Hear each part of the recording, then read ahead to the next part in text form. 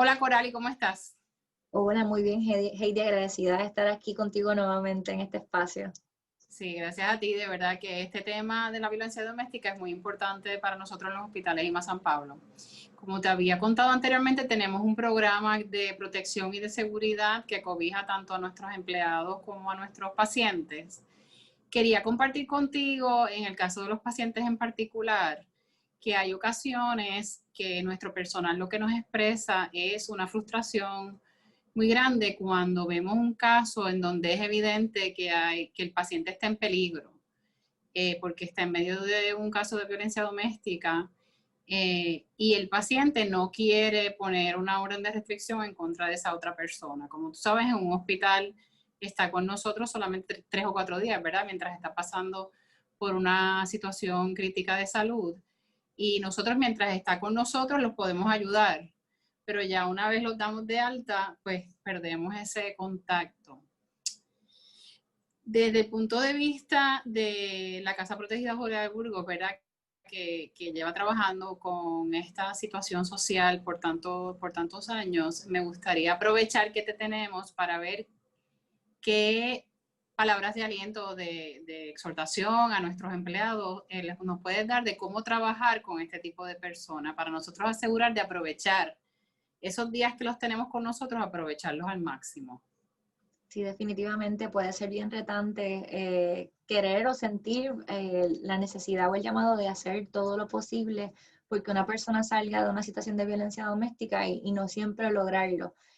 Pero hay unas cosas que nosotras podemos tener como nuestra caja de herramientas para que las personas que son sobrevivientes con quien cruzamos caminos mientras ustedes le están dando servicio desde los hospitales, pues se sientan en un espacio cómodo que les permita evaluar esa posibilidad de tomar el paso de hacer una querella por ley 54, de solicitar una orden de protección o romper definitivamente, ¿verdad?, una relación de violencia doméstica.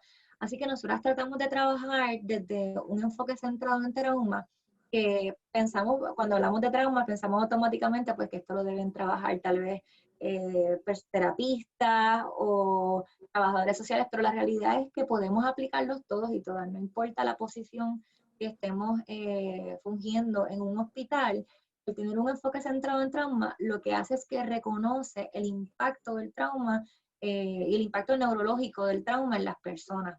Así que el tener ese enfoque nos permite reconocer que una persona que ha vivido una experiencia traumática, muy probablemente esa experiencia traumática pues, se suma a unas tantas otras que ya ha vivido en la vida. Así que muy probablemente primero estamos trabajando con un trauma complejo.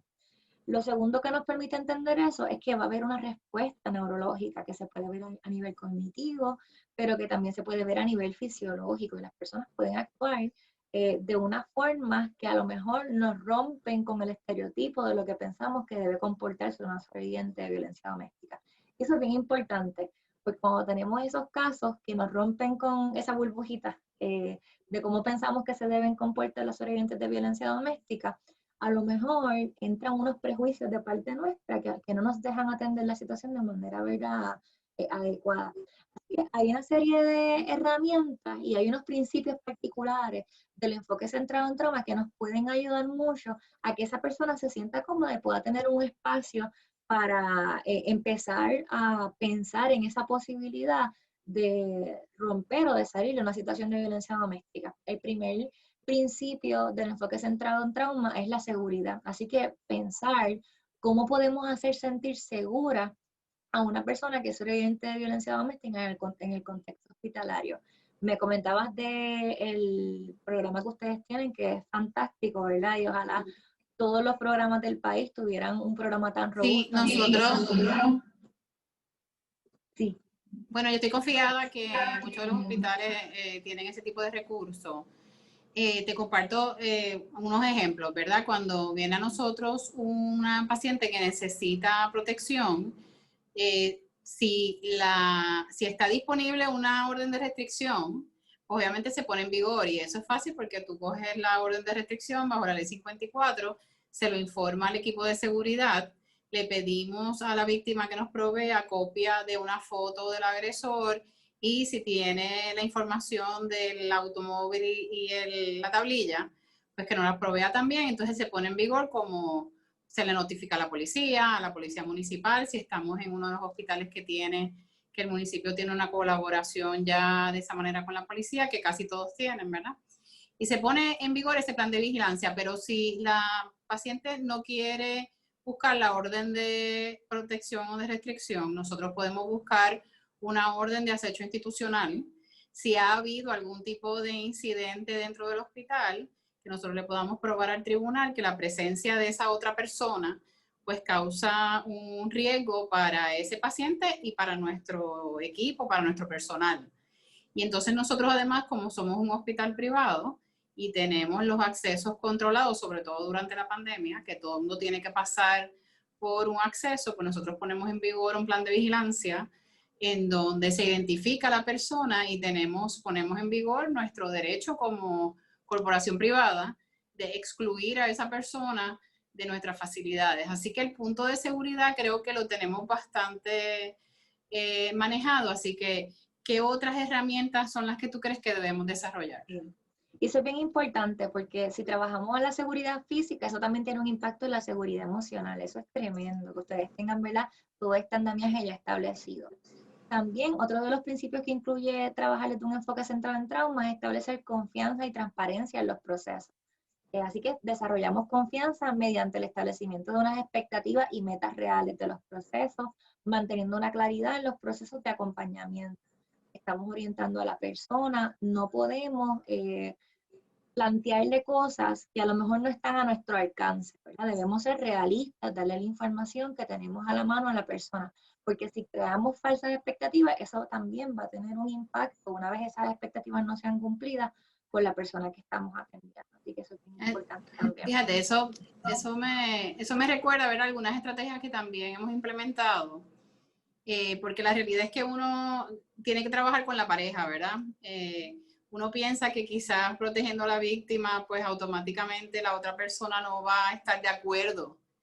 Y nos hemos encontrado que no es así, que hay muchas relaciones de pareja en donde han tenido un problema, pero la otra persona está en la disponibilidad de escuchar.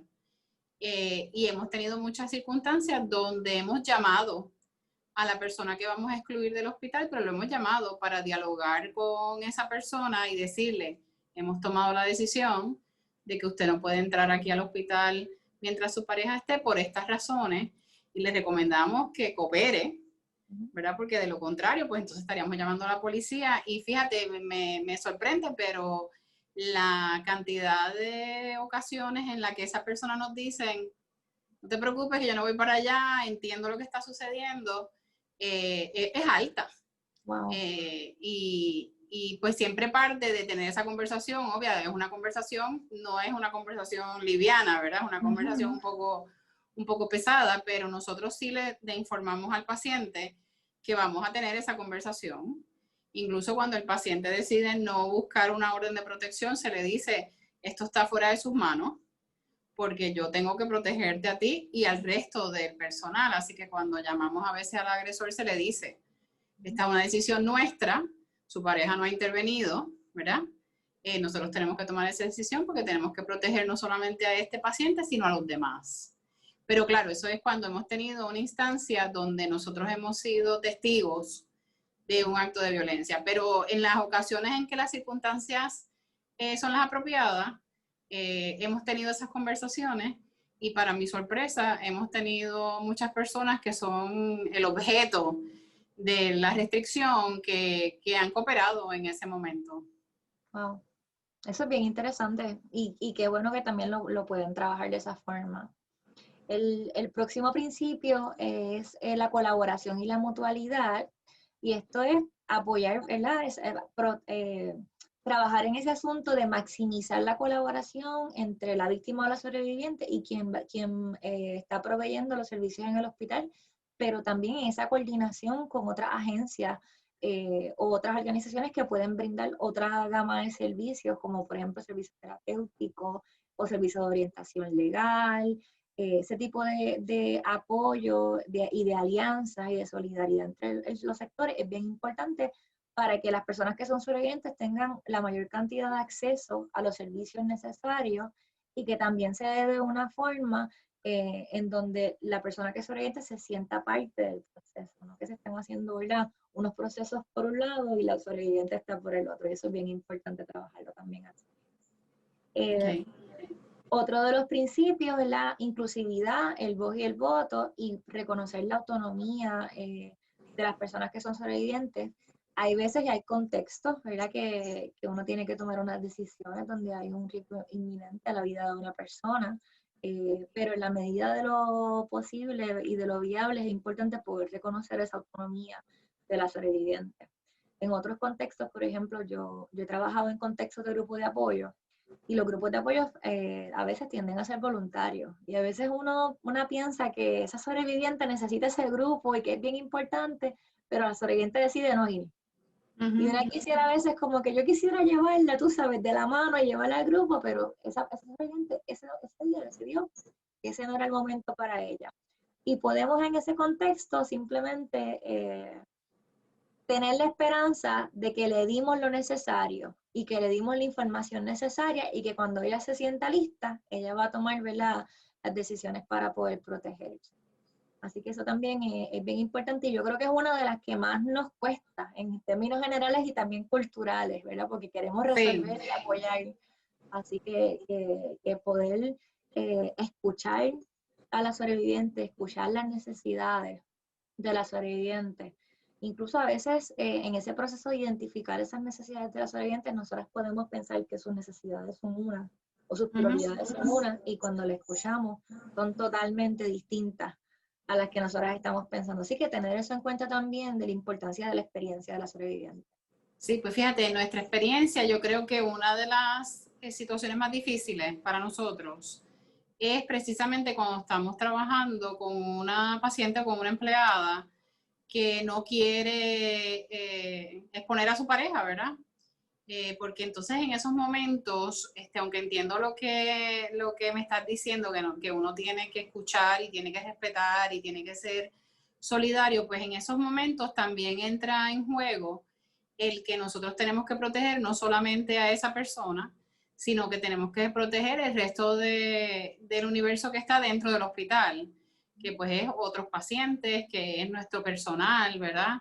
Así que en el caso de las empleadas, por ejemplo, si nosotros venimos en conocimiento de que existe ese tipo de riesgo y la empleada no quiere cooperar, lo que hacemos es que le damos una licencia paga de por lo menos 2 días para que se coja una oportunidad de pensar en la situación, de pensar en sus alternativas, de buscar soluciones y que entonces volvamos a hablar luego de ese periodo.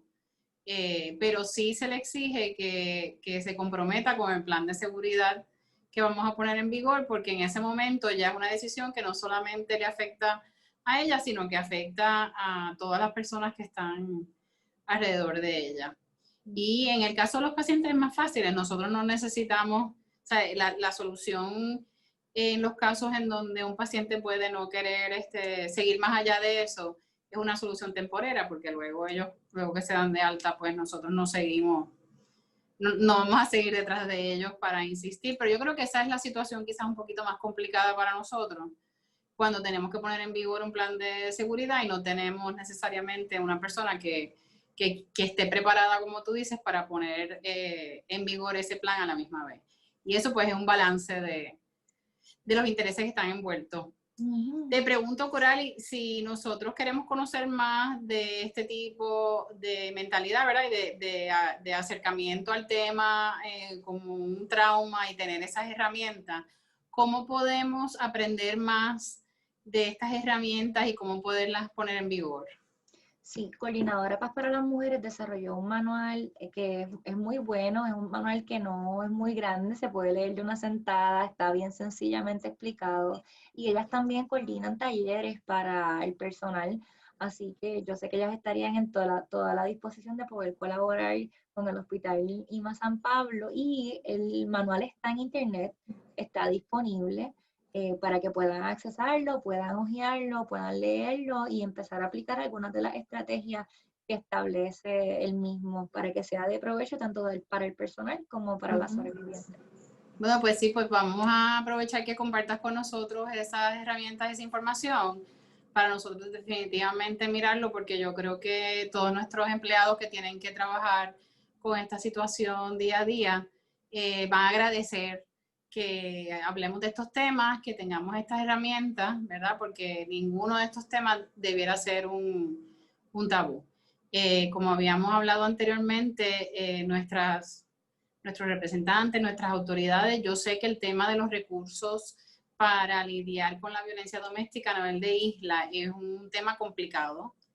Es un tema que ya lleva muchos años, en donde es un tema que se discute en la prensa, en la política, en las esferas, pero la realidad es que mientras esas soluciones aparecen al nivel en que son necesarios, pues nosotros de verdad que agradecemos las colaboraciones y las alianzas con personas como ustedes, que están dando la batalla en el frente, ¿verdad? Desde un punto de vista realista, día a día, porque no es un tema de fácil solución, pero necesita el compromiso de todas las buenas mujeres y buenos hombres de Puerto Rico para poderlo atender. Así que yo voy a compartir ese manual y esa información con todo nuestro personal y te lo agradecemos por anticipado, porque sé que nos va a venir de mucha ayuda para poder trabajar con nuestros pacientes.